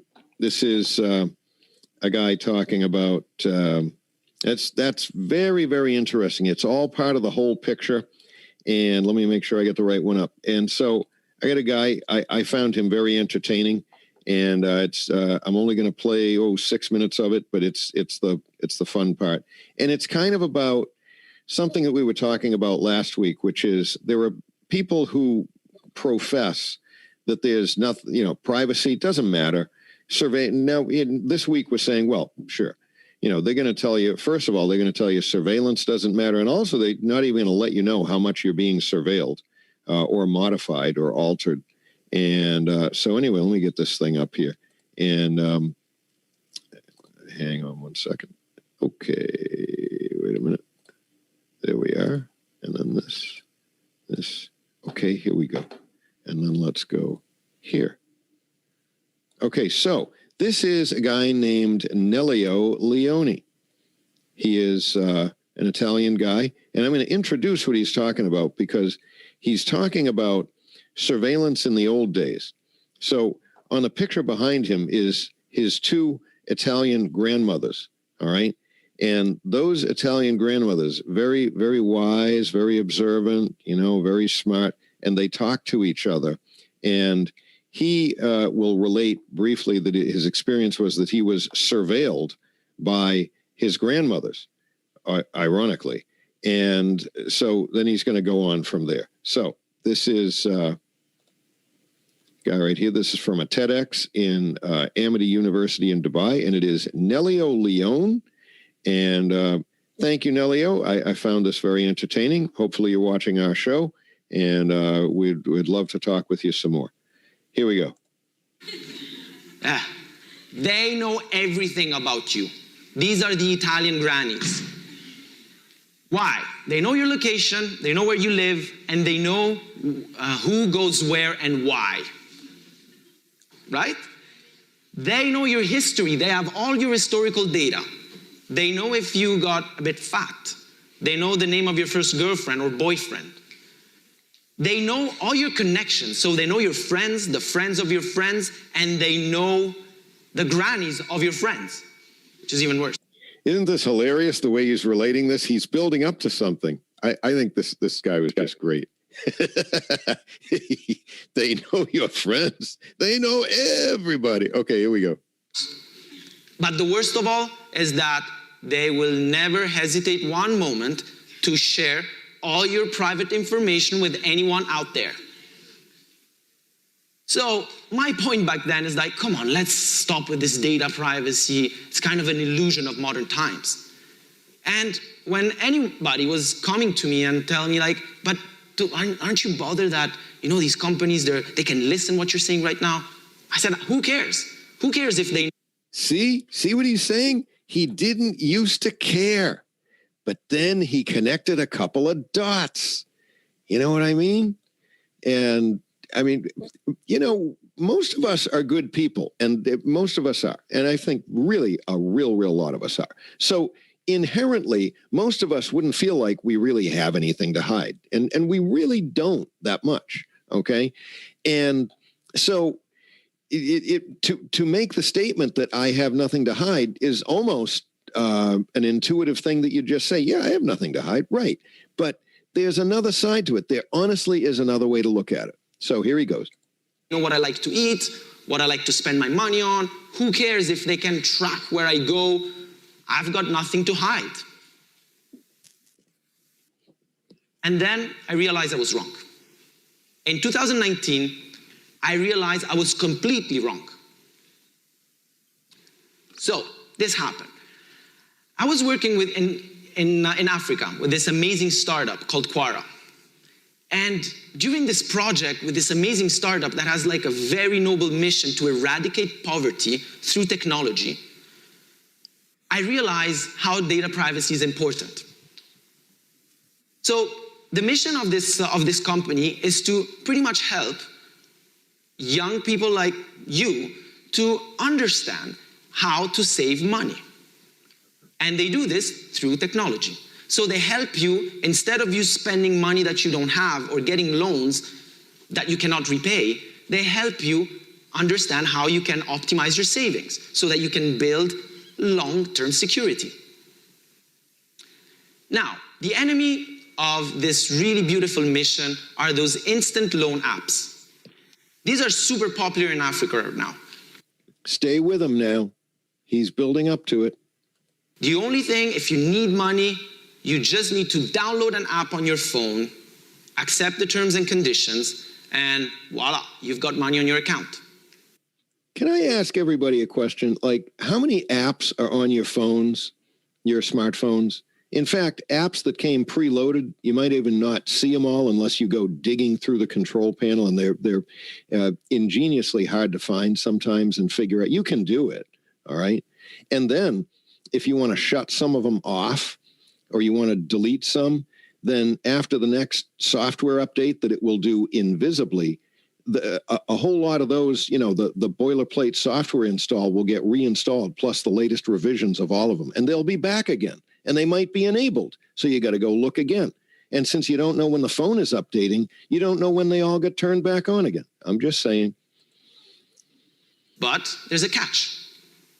When you accept the terms and conditions, you accept predatory interest rates of up to 147%. Yeah. So now you'll agree with me. If I don't have money right now, I will not have that money plus 147% 2 months from now. It's impossible. This is called the debt trap.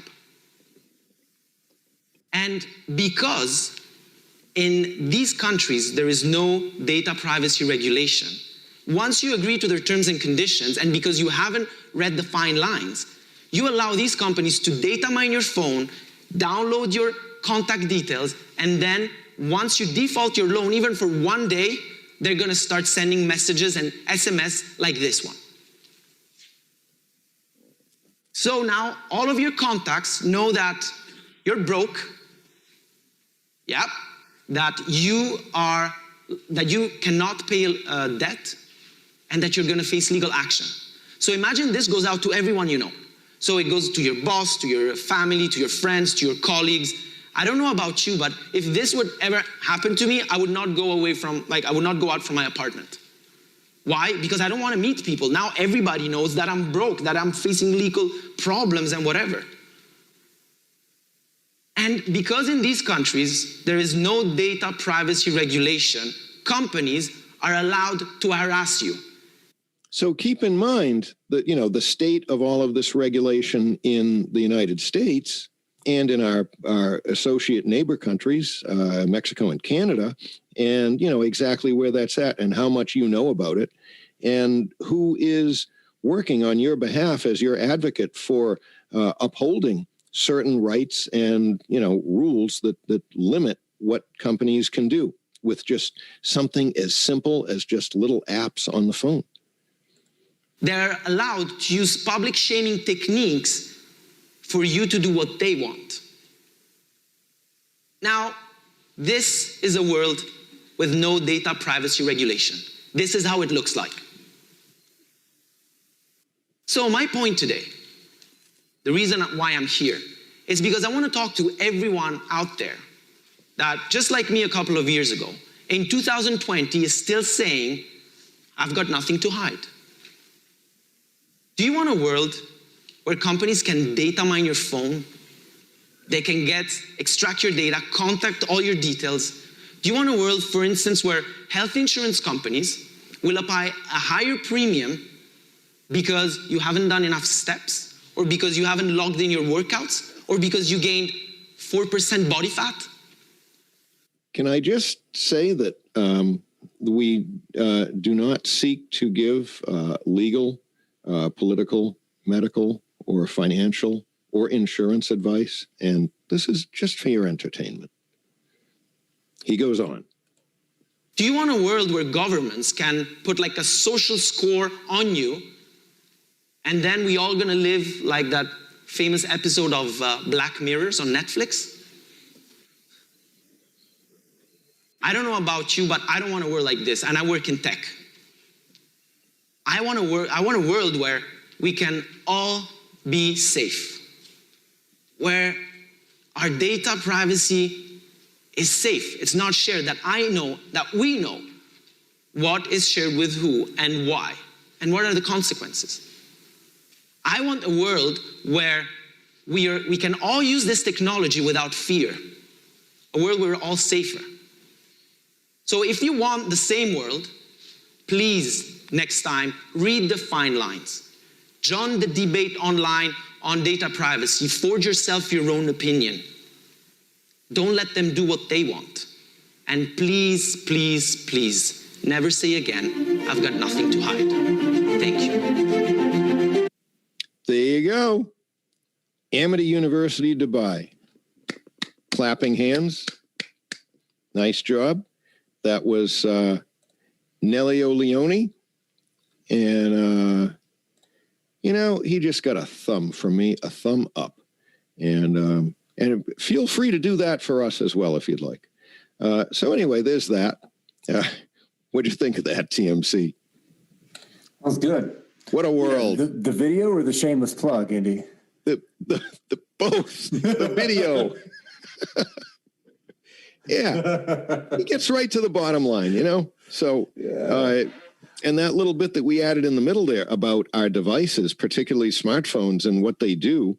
And I mean, you can access control on your phone, and you can, you know, shut off things, and you can bother to go through and read the fine print. Have you ever read some of these contracts and agreements? You know, because all you want when you click on the app is just to get whatever they represented that was that convenient thing that you want. You're not in a mood to read 6 pages of fine print at that point. So if you're like me, and I've done it, you just scroll all the way to the end of it and say, I agree. See you later. I just want to do what I want to do right now. All right. So then you've done it. Then maybe you might decide to shut it off. And then maybe, as I said, who knows what it will do during its updating procedure. So, you know, just things to think about. All right. It's the world that we're living in. You know, we've almost run through our time here, TMC. I don't know if I have anything else that's short enough that I can squeeze in, but I do have, wait a minute. Hold on. Okay. I'm going to go to the title of this thing. It's going to have to be real quick. This is one of many articles that I have. We're probably going to go further on this because I get so much material on it. I think we're probably going to go further with this next week on the combination of these two subjects, which was privacy and surveillance, and they are intertwined. So let me just get this thing up quick, okay? And I'll put all the links to these things out there. And and for people that want to get like ready, okay, got to do some homework.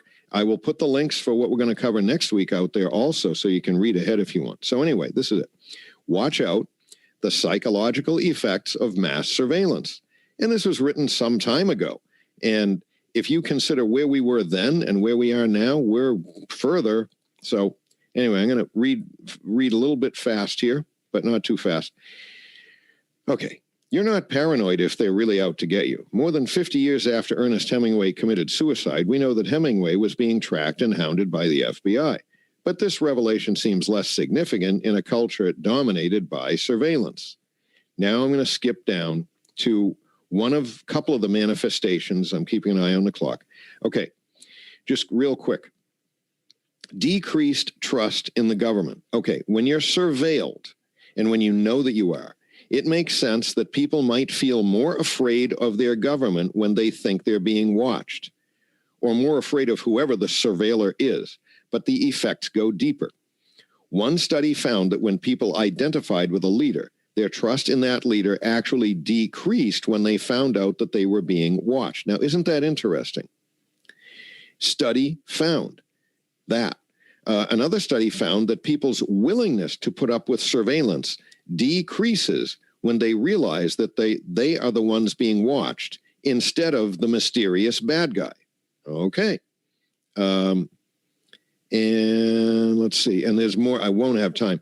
Okay. It increases stress. Sense of privacy can play a significant role in the control that people feel that they have over their lives. We all have private thoughts and behaviors, and that's normal, that we'd rather keep under wraps. But mass surveillance makes this much more challenging and difficult. A hastily typed email or unfortunate Facebook update can suddenly become public knowledge. As far back as 1996, researchers found that people felt a loss of control when they knew that they were being watched. The mental health effects don't end there. Researchers have found that as surveillance increases, so does anxiety. Guys, we're living in an anxiety society now, okay? We don't need more anxiety. It has health impacts. Anxiety can lead to a host of health conditions: high blood pressure, obesity, respiratory problems, gastrointestinal problems, or just plain, a stroke or something or whatever. Social networking, email and text messaging play major roles in helping to maintain relationships with friends and family. I can't not say it. Don't do it. It's because of COVID. Mm-hmm. Wow. Yeah. Obesity, right? You die from it's COVID. Of course. Don't say that. Don't say that again. Yeah, you're right. We don't want you know what I mean. I'm so glad the CDC helped us all cure the flu. Oh no, don't. Guys, if this video isn't up here next week, if you want to watch it again on replay, it'll be up on Rumble, okay? And the link for the Rumble is down there. Anyway, I'll go on. All right. Dude, keep it quiet. Okay. Social networking, email, and text messaging play major roles. Okay. When people know they're being watched, though, they tend to be more circumspect with their communications. Kind of like being worried about what YouTube's going to say. Go ahead, Andy. Sorry. It inhibits their communication. Entertainment only, guys. Okay. What was once a sarcastic inside joke might become something that, taken out of context, could read like a threat. Yeah, it could. To any soundbite taken out of context can be twisted and framed into something that packages it so that it changes the whole meaning of it. As the zone of privacy around a relationship diminishes, so too might people's willingness to foster real intimacy and shared understandings. And then, of course, conformity. Yeah, I got to read this. Okay.